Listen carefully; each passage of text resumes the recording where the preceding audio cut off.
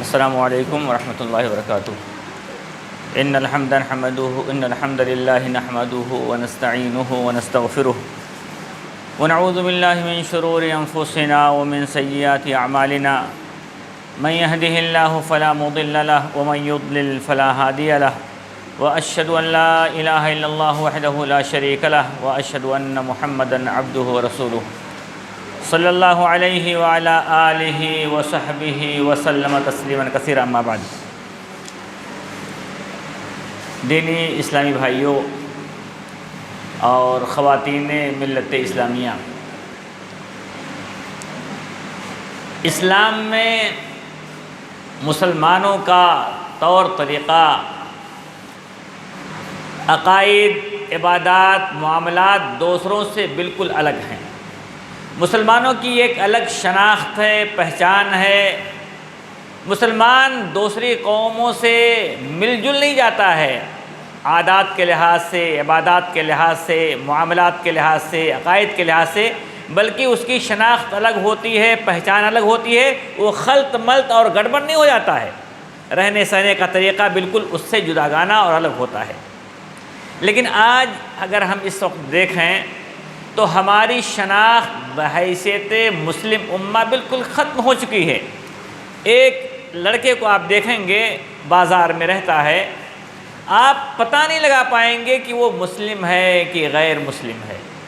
اپنی شکل صورت ایسی بنائے رکھتا ہے کہ لوگ اسے پہچان نہ سکیں کہ مسلمان ہے۔ قصداً ارادتاً جان بوجھ کر کے ایسی صورت اپناتا ہے، ایسی شکل صورت بنا لیتا ہے کہ لوگ اسے پہچان نہ سکیں۔ آپ صلی اللہ علیہ وسلم کی ایک حدیث ہے، حف الشارب واعف اللحى وخالف الیہود والنصارى۔ آپ صلی اللہ علیہ وسلم فرماتے ہیں کہ مونچھوں کو کاٹ لیا کرو، پست کر دیا کرو اور داڑھی کو بڑھاؤ، اور یہود و نصارہ کی اس میں مخالفت کرو۔ کیوں مخالفت؟ کیونکہ یہود و نصارہ یہ داڑھی نہیں رکھتے تھے، تو داڑھی رکھ کر کے ان کی مخالفت کرنا ہے۔ آج اگر ہم اپنے نوجوانوں کو دیکھیں تو مشابہت اس قدر ہو گئی ہے کہ ان کی شناخت ہی ختم ہو گئی ہے۔ حالانکہ آپ صلی اللہ علیہ وسلم نے ایک حدیث میں بیان فرمایا تھا جو آپ کی نبوت کی سچائی کی دلیل بھی ہے۔ آپ کی نبوت کتنی سچی ہے اس حدیث سے بھی پتہ لگ سکتا ہے، کیونکہ آپ صلی اللہ علیہ وسلم نے ان چیزوں کے بارے میں اس حدیث میں بیان فرمایا ہے جو پہلے نہیں تھیں۔ گویا کہ اگر آپ نبی نہ ہوتے تو مستقبل کی باتیں، فیوچر کی باتیں وہ نہ بتاتے جو آج ہونے والی ہیں۔ گویا کہ آپ نبی تھے، اللہ نے آپ کو خبر کر دیا تھا کہ اگلی امتوں میں یا آنے والے دنوں میں آپ کے بعد ایسی صورت پیدا ہو جائے گی جو آپ صلی اللہ علیہ وسلم کی نبوت کی دلیل ہے۔ آپ صلی اللہ علیہ وسلم فرماتے ہیں لَتَتَّبِعُنَّ سَنَنَ مَنْ كَانَ قَبْلُكُمْ۔ حضرت ابن عمر رضی اللہ عنہما اس حدیث کے راوی ہیں، اور امام احمد نے اپنی کتاب میں اس کو ذکر کیا ہے، لَتَتَّبِعُنَّ سَنَنَ مَنْ كَانَ قَبْلَكُمْ۔ اے لوگو، تم یقیناً ضرور بضرور ان لوگوں کے طریقے پہ چلو گے، من کان قبلکم، جو تم سے پہلے تھے، شبرن بشبرن وذراعا بذراع، بالشت در بالشت، ہاتھ در ہاتھ۔ یعنی یہ کنایہ ہے، تشبیہ دی گئی ہے کہ تم بالکل ان کی 100% مشابہت اختیار کرو گے، ان کے جیسا کپڑا پہنو گے، ان کی جیسی صورت بنا لو گے، ان کے تمام اطوار میں، طریقے میں، حتیٰ کہ عبادات میں بھی ان کے نقش قدم پہ چلو گے۔ اور ایک حدیث میں ہے حذو القذہ بالقذہ، کہ تیر کے ریش کے برابر جس طرح سے دونوں تیر برابر ہوتے ہیں، تم بالکل ویسے ہی ان کی برابری کرو گے مشابہت اختیار کرنے میں، ان کے طور طریقے کو اپنانے میں۔ آپ صلی اللہ علیہ وسلم آگے بیان فرماتے ہیں کہ صحابہ نے کہا کہ آل یہود و نصارہ، کیا اللہ کے نبی صلی اللہ علیہ وسلم جو ہم سے پہلے قومیں گزر چکی ہیں، کیا ان سے یہود و نصارہ مراد ہیں جن کی ہم مشابہت اختیار کریں گے؟ قال فمن، آپ صلی اللہ علیہ وسلم نے فرمایا پھر کون؟ گویا کہ اس امت پہ ایک دور ایسا آئے گا، ایک زمانہ ایسا آئے گا کہ سارے لوگ یہود و نصارہ کے نقش قدم پہ چلیں گے۔ اور اس روایت میں ایک چیز رہ گئی کہ حتیٰ لو سلکوا جحر ضب لسلکتموہ، کہ اگر تم ایسی ان کی مشابہت اختیار کرو گے 100%، یہاں تک کہ اگر وہ کسی گوہ کے بل میں داخل ہو جائیں، حالانکہ یہ بہت مشکل امر ہے کیونکہ گوہ کا بل بہت باریک ہوتا ہے، پتلا ہوتا ہے، اس میں انسان داخل نہیں ہو سکتا، لیکن آپ صلی اللہ علیہ وسلم نے کہا کہ اتنی شدید مشابہت ان کی ہوگی کہ اگر وہ لوگ کسی گوہ کے بل میں بھی داخل ہو جائیں لدخلتموہ، تم بھی اس میں داخل ہو جاؤ گے۔ اور آج یہ بات نبی صلی اللہ علیہ وسلم کی بالکل فٹ ہے، جو میں نے کہا آپ صلی اللہ علیہ وسلم کی نبوت کی بھی دلیل ہے، کیونکہ یہ آج ہو رہا ہے اور نبی صلی اللہ علیہ وسلم نے کب یہ بات بیان فرمائی تھی۔ تو ہمیں کیا کرنا ہے؟ یہودیوں کی، نصارہ کی، جو دین سے بیزار ہیں ان لوگوں کی، اپنے نفس پرستوں کی اور بدعتیوں کی مشابہت سے ہمیں دور رہنا ہے۔ لیکن میں نے کہا کہ آج آپ دیکھیں اگر نوجوانوں کی جو عادت بن چکی ہے ان کا طور طریقہ، تو آپ یقیناً ان کو پہچان نہیں پائیں گے۔ خاص کر کے اگر آپ ان کو دیکھ لیں، ان کا ہیئر اسٹائل، اللہ کی پناہ کیسی کیسی ہیئر اسٹائل آج اس دنیا میں لوگوں نے اپنا لیا ہے، اور کس کی اتباع میں، کس کی مشابہت میں؟ غیروں کی مشابہت میں۔ اور آپ صلی اللہ علیہ وسلم فرماتے ہیں من تشبہ بقوم فہو منہم، جس آدمی نے کسی دوسرے قوم کی، یہود و نصارہ کی، مشرکین کی، مجوس کی، جس نے مشابہت اختیار کری، گویا کہ وہ انہی میں سے ہیں۔ اللہ اکبر، کتنی سخت وعید ہے۔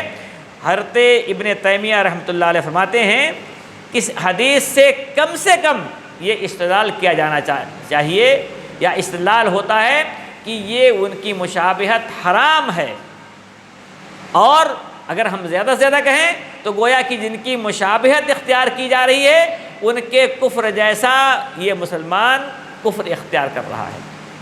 تو ہمیں مشابہت سے بہت دور رہنا ہے۔ آپ صلی اللہ علیہ وسلم نے کئی احادیث میں، کہیں آپ نے خالف الیہود کہا، کہیں خالف المجوس کہا، کہیں خالف المشرکین کہا، گویا کہ ہر معاملے میں، چاہے دینی معاملہ ہو، دنیوی معاملہ ہو، ہمیں ہر جگہ ان کی مخالفت کرنی ہے، ان جیسی شکل صورت، عبادات، عقائد میں ہمیں ان سے دوری بنانی ہے۔ نبی صلی اللہ علیہ وسلم کے بارے میں آتا ہے، یہ یہودی اور نصرانی خود کہتے ہیں ما یرید ھذا الرجل ان یدع فی امرنا شیئا الا خالفنا فیہ۔ مسلم کی روایت ہے کہ کہتے ہیں یہ آدمی، یہ نبی تو ہر چیز میں ہماری مخالفت کرتا ہے، کوئی چیز نہیں چھوڑتا جس میں ہماری مخالفت نہ کرے۔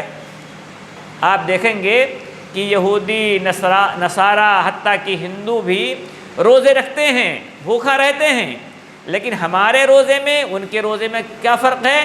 یہودی یہ سحری نہیں کرتے ہیں، اور آپ صلی اللہ علیہ وسلم کے بارے میں آتا ہے، حدیث میں آتا ہے کہ ہمارے روزے اور یہود و نصارہ کے روزے کے بارے میں فرق یہ ہے کہ وہ سحری نہیں کرتے، ہم سحری کرتے ہیں۔ گویا کہ ان کی بات 100% درست ہے کہ نبی صلی اللہ علیہ وسلم ہر چیز میں ان کی مخالفت کرتے تھے، لیکن ہمارا معاملہ کیا ہو گیا ہے؟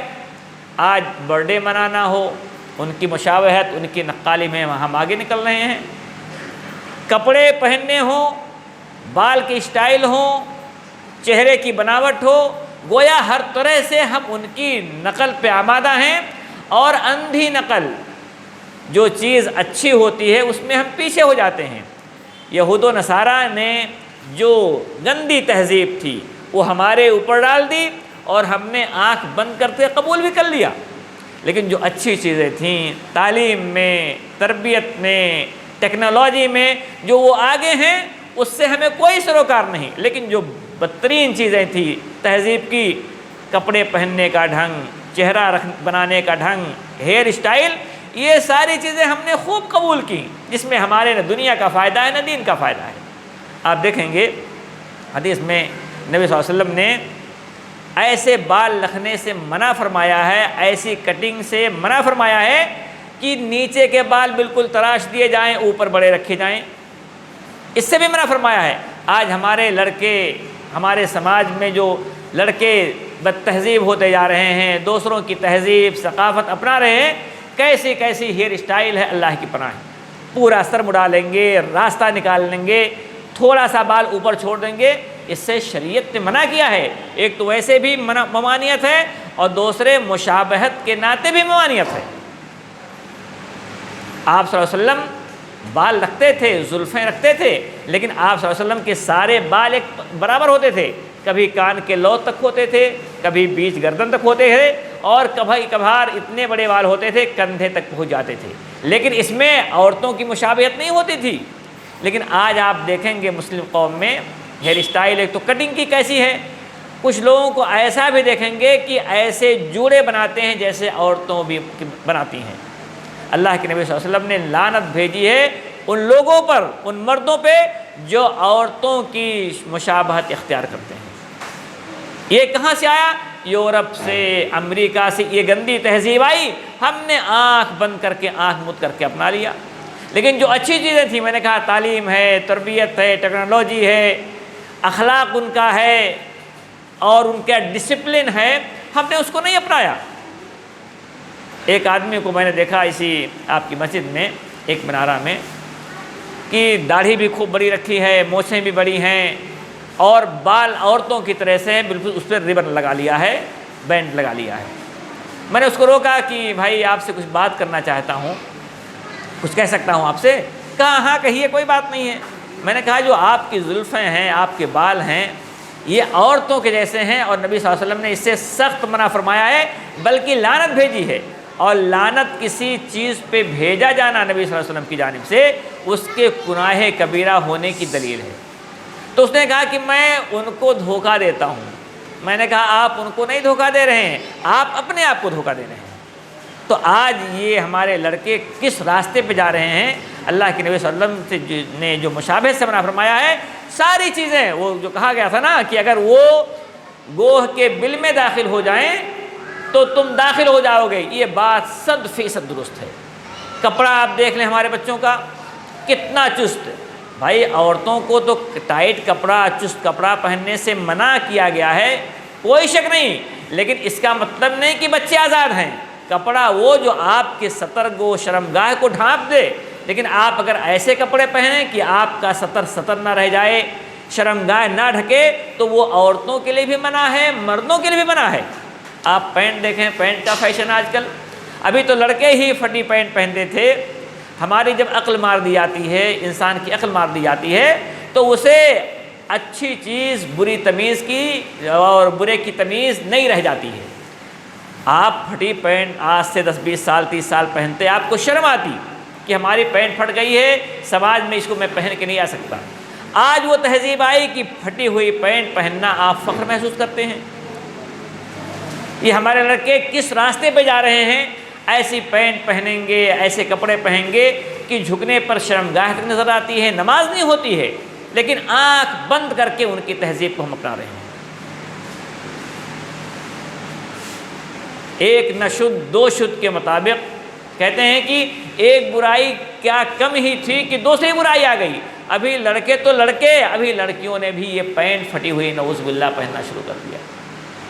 آپ فیشن اختیار کریں، کوئی منع نہیں کرتا ہے، وقت کے ساتھ آپ چلیں، کوئی منع نہیں کرتا ہے، آپ کے کپڑے وقت کے ساتھ دیں، کوئی برائی نہیں، لیکن برائی اس وقت آتی ہے جب آپ پرے رکھ دیں، آپ عقل سے اپنی سوچنا بند کر دیں اور وہ کپڑے پہنیں جو مشرکین کی عورتیں پہنتی ہیں، یہود کی عورتیں پہنتی ہیں، نصارہ کی عورتیں پہنتی ہیں، بدینوں کی عورتیں پہنتی ہیں۔ اگر وہ لباس ہم نے ذبح کر لیا ہے تو یقیناً ہمیں خبردار رہنا چاہیے کہ یہ سخت وعید جو ہمارے اوپر آتی ہے، لعنت والی، وہ ہمارے اوپر فٹ ہوتی ہے۔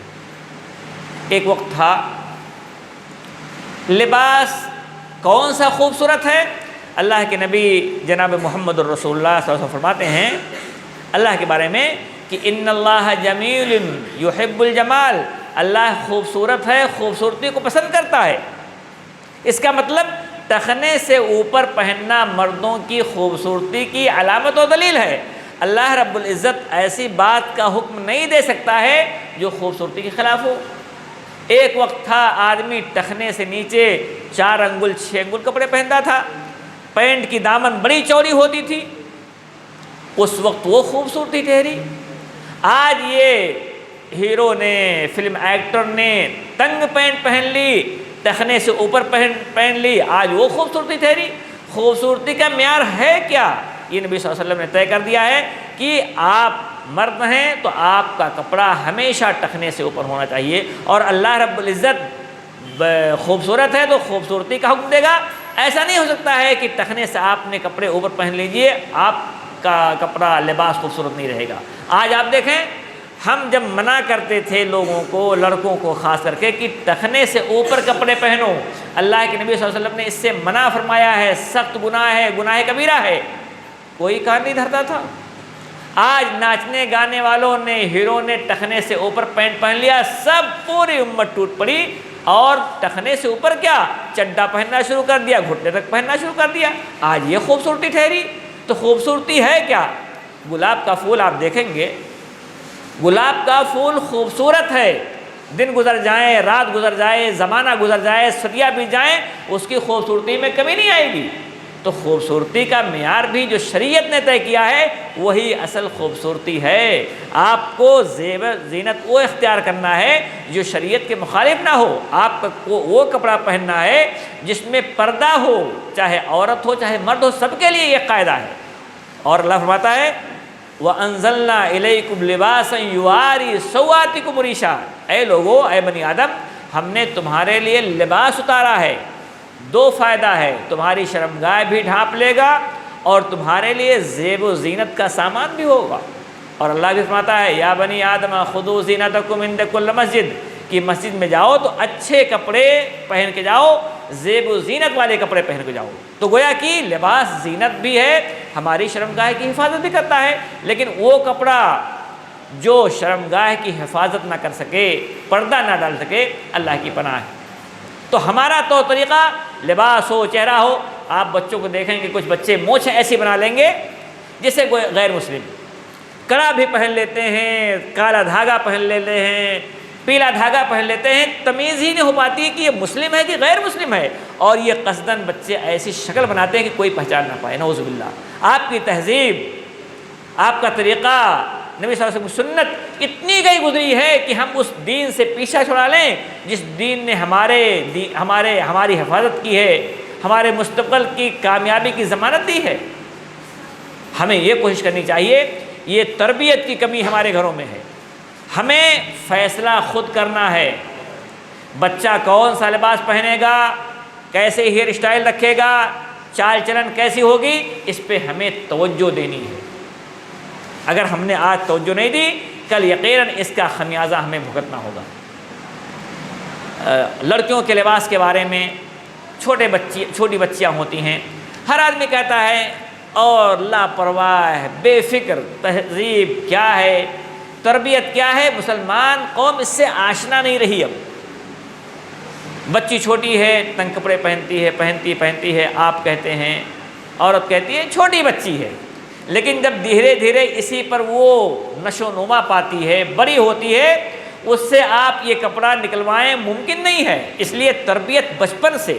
میں نے کہیں خبر میں پڑھا تھا کہ ایک مصر کی لڑکی تھی، ایجپشین، وہ کپڑے پہنتی تھی تنگ ٹائٹ، چھوٹی تھی، لیکن جب بڑی ہوتی گئی تو اس کے ماں نے منع کر دیا کہ بیٹا یہ کپڑا مت پہنو، یہ شریعت مخالف ہے، دین مخالف ہے۔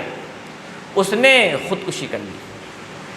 تو کہنے کا مطلب ہے کہ ہماری تربیت بچپن سے ہونی چاہیے، کیسے رہنا ہے، کیسے اٹھنا پہننا ہے، کون سا لباس پہننا ہے، کون سا نہیں پہننا ہے، یہ ہماری تربیت بچپن سے ہونی چاہیے۔ اللہ کے نبی جناب محمد رسول اللہ صلی اللہ علیہ وسلم ایک حدیث میں بیان فرماتے ہیں الرجل علی دین خلیلہ فلینظر احدکم من یخالل، کہ آدمی اپنے دوست کے دین پہ ہوتا ہے تو وہ دیکھے کس سے وہ دوستی کر رہا ہے۔ ظاہر سی بات ہے، علامہ ابن تیمیہ رحمۃ اللہ علیہ کہتے ہیں کہ آدمی اگر یہودی ہے، نصرانی ہے، وہ مسلمانوں کے بیچ رہتا ہے تو اس سے دین کی دشمنی کم ہو جائے گی۔ صحبت کا اثر دیکھیے کہ یہودی ہے، نصرانی ہے، لیکن مسلمانوں میں گھل مل کے رہتا ہے تو اس کی تہذیب یا اس کی جو برائی ہے مسلمانوں پر کم اثر انداز ہوگی اور مسلمانوں کا کم سے کم دشمن ہوگا۔ لیکن جو مسلمان یہودیوں کے ساتھ رہ جاتے ہیں، نصرانیوں کے ساتھ رہ جاتے ہیں، گھل مل جاتے ہیں، ان کا دین ضائع اور برباد ہونے کے قریب ہو جاتا ہے۔ تو ہمیں یہ کرنی چاہیے کہ ہم دوستی کس سے کریں، دشمنی کس سے کریں، اور آدمی جس سے دوستی کرتا ہے یقیناً اس کی دوستی کا اثر اس پہ پڑتا ہے، نیک ہے، برا ہے، فاجر فاسق ہے، کافر ہے، تو اس کی دوستی کا اثر، اس کی عبادت کا اثر، اس کے چال چلن کا اثر، اس کے اٹھنے بیٹھنے کا اثر اس کی ذات پہ ہوگا۔ لیکن اگر اس کے معاملہ برعکس ہے تو انشاءاللہ معاملہ اچھا ہوگا۔ تو ہمیں یہ کوشش کرنی چاہیے، اور کہیں نہ کہیں ہم احساس کمتری کے آشکار ہیں۔ کیا ہمارا لباس ڈھیلا ڈھالا جو ساتر ہو، پردہ پوشی کا کام کرے، اس لباس سے خراب ہو گیا ہے جو انسان کو ننگا کر دے؟ ہماری عقل مار دی گئی ہے، ہم سوچنے کی صلاحیت سے محروم ہو چکے ہیں، ورنہ وہ کپڑا جو آپ کو بے پردہ کر دے وہ عزیز کیسے ہو جائے؟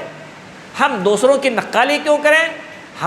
میں نے کہا کہ ہمیں زیب و زینت اختیار کرنے کا اختیار ہے، فیشن کرنے کا اختیار ہے، لیکن وہ فیشن جو آپ کو ننگا کر دے، آپ کی شناخت مٹا دے، آپ کی پہچان مٹا دے، کسی طرح سے اس کی اجازت نہیں دی جا سکتی۔ اور ایک تو یہ کہ تنگ پہننے کی وجہ سے آپ گنہگار ہو رہے ہیں، اور دوسرے کہیں نہ کہیں غیروں کی مشابہت ہے، اس ناطے بھی آپ گنہگار ہو رہے ہیں۔ تو ہمیں یہ چاہیے کہ ہم اپنے بچوں کی تربیت، ہمارا اٹھنا بٹھنا، آپ دیکھیں گے ایک لڑکوں کا عام منع کریے کہ یہ ہیئر اسٹائل نہیں درست ہے، نہیں درست ہے، نہیں درست ہے، باز رہتا ہے کچھ دنوں تک، باز رہتا ہے، لیکن اچانک دیکھیں گے آپ کہ اس کا ہیئر اسٹائل بالکل غیروں کی طرح ہے۔ یعنی اسے اس وقت تک سکون نہیں ملا جب تک ان کے ہیئر اسٹائل کو اپنا لیا۔ تو مشابہت جو ہے کافروں کی ہمیں سختی سے ہمیں منع کرتی ہے، ہمیں شریعت ہماری منع کرتی ہے کہ ان کی طرح سے ہمیں مشابہت نہیں اختیار کرنا ہے، ہمیں ان کی طرح سے اپنا کردار نہیں بنانا ہے۔ جو اچھی چیزیں ہیں اس کو اختیار کرنے میں کوئی قباحت نہیں۔ کوئی یہ نہیں کہہ سکتا کہ مشابہت اگر اختیار کرنے کی بات کہتے ہیں تو آپ ان کی طرح سے گاڑی پہ نہیں بیٹھ سکتے ہیں، ان کی طرح سے کمپیوٹر نہیں استعمال کر سکتے ہیں، موبائل نہیں استعمال کر سکتے ہیں، نہیں، یہ تو ضرورت کی چیزیں ہیں، اس میں ہمیں آگے بڑھنا چاہیے۔ لیکن ہماری قوم کہاں جا رہی ہے آگے بڑھنے؟ وہ جو کوڑا کباڑ تھا، کچرا تھا تہذیب کا، جو یورپ نے ہمارے اوپر اڈیل دیا، ہم نے اس کو عزیز رکھا، اپنا لیا، اور جو کرنے کے کام تھے ہم نے اس سے پرہیز کر لیا، ہم نے اس سے دوری اختیار کر لی۔ ایک اور حدیث میں آپ سے فرماتے ہیں لیس منا من تشبہ بغیرنا۔ آپ سوچ لیں کتنی سخت وعید ہے کہ ہم میں سے وہ آدمی ہے ہی نہیں جو غیروں کی مشابہت اختیار کرتا ہے۔